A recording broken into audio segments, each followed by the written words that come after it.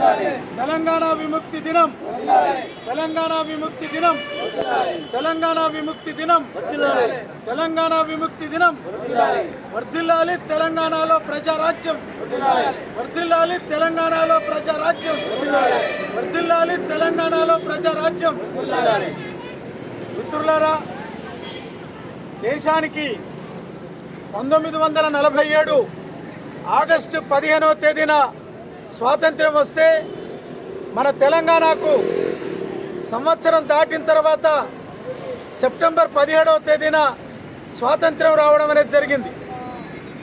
ఈ దేశంలో జమ్మూ కాశ్మీర్లో అట్లాగే మన హైదరాబాద్ సంస్థానం ఈ సంస్థానాలన్నీ కూడా బ్రిటిష్ సామ్రాజ్యవాదానికి లోబడి వ్యవహరించేటటువంటి మన తెలంగాణలో కూడా నిజాం నవాబు బ్రిటిష్ వాళ్లకు పన్నులు కప్పాలన్నీ కూడా కట్టి ఇక్కడ రాజ్యం వెళ్తున్నటువంటి పరిస్థితి. బ్రిటిష్ వాడు 1947 ఆగస్టు 15వ తేదీ అర్ధరాత్రి పూట తన ఇంగ్లాండ్కి వెళ్ళిపోతే ఇక్కడ ఉన్నటువంటి నిజాం నవాబు మాత్రం బ్రహ్మాండంగా పరిపాలన సాగించిండు. ఈ పరిస్థితుల్లో ఇక్కడ ఉండేటటువంటి కమ్యూనిస్టులు అభ్యుదయ కాముకులు పెద్ద ఎత్తున నిజాం నవాబుకు వ్యతిరేకంగా పోరాడడం వల్లనే తెలంగాణ విముక్తమైంది. కానీ ఇవాళ భారతీయ జనతా పార్టీ లాంటి రాజకీయ పార్టీలు చరిత్రను వక్రీకరించి ఒక ముస్లిం రాజుకు వ్యతిరేకంగా హిందూ ప్రజలు పోరాటం జరిపారనేటటువంటి పద్ధతుల్లో చరిత్రను వక్రీకరిస్తున్నారు. కానీ నిజాం నవాబు కింద ఉన్నటువంటి జమీందార్, జాగీర్దార్, వతందార్, దొరలు, భూస్వాములు, పటేల్, పట్వారీల ఆధ్వర్యంలో తెలంగాణ ఈ ప్రాంతం అంతా కూడా వాళ్ళ గుప్పిట్లో ఉంది. దీనికి వ్యతిరేకంగా సంఘం పెట్టి కమ్యూనిస్టు పార్టీ దున్నేవాడికే భూమి కావాలని, గీసేవాడికే చెట్టు కావాలని, గ్రామ రాజ్యాలు ఏర్పడాలని, గ్రామాల్లో అభివృద్ధి జరగాలని పెద్ద ఎత్తున ప్రజలు తిరగబడి పోరాడినరు. అది తెలంగాణ సాయుధ రైతాంగ పోరాటం. జూలై 4వ తేదీన దొడ్డి కొమరయ్య మొట్టమొదట విష్ణూరు రామచంద్రారెడ్డి యొక్క తుపాకులకు బలై నేల కొరగడం అనేది జరిగింది. ఆ తర్వాత తెలంగాణ రాష్ట్రం విముక్తి కావడానికి 5,000 మందిని హత్యలు గావించిండ్రు.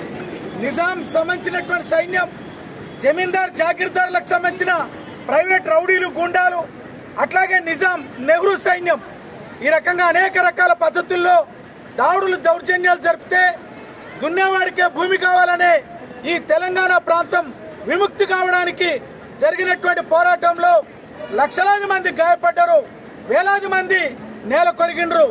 అనేక మంది అమరవీరుల యొక్క రక్తపు ధారల మధ్యన ఈ తెలంగాణ రాష్ట్రం విముక్తి అయింది తప్ప ఒక ముస్లిం రాజుకు వ్యతిరేకంగా హిందూ ప్రజలు పోరాడినరు అనే బీజేపీ యొక్క వక్రీకరణ అనేది సరైంది కాదు.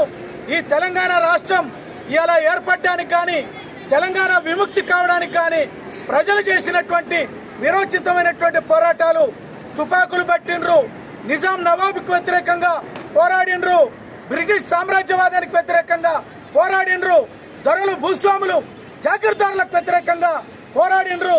ఆ రకంగా పోరాటం వల్లనే ఈ తెలంగాణ విముక్తి జరిగిందనేటటువంటి విషయాన్ని తెలియజేస్తూ భవిష్యత్తులో సెప్టెంబర్ 17 అనేటటువంటిది తెలంగాణ రాష్ట్రానికి విముక్తి కలిగినటువంటిది. చిట్ట చివరి నిజాం నవాబు భారత సైన్యానికి లొంగిపోయినటువంటి దినం, తెలంగాణ ప్రజలు స్వేచ్ఛగా వాయువుల్ని పీల్చినటువంటి దినం.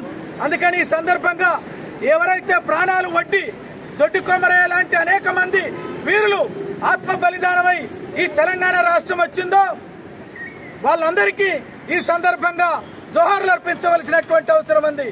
జోహార్ తెలంగాణ అమర వీరులకు, జోహార్ తెలంగాణ అమర వీరులకు, జోహార్ తెలంగాణ అమర వీరులకు, జోహార్ తెలంగాణ అమర వీరులకు, జోహార్ దొడ్డి కొమరయ్య, జోహార్ దొడ్డి కొమరయ్య, జోహార్ చాకలి ఐలమ్మ, జోహార్ దొడ్డి కొమరయ్య, జోహార్లు తెలంగాణ మృత వీరులకు, తెలంగాణ మృత వీరులకు.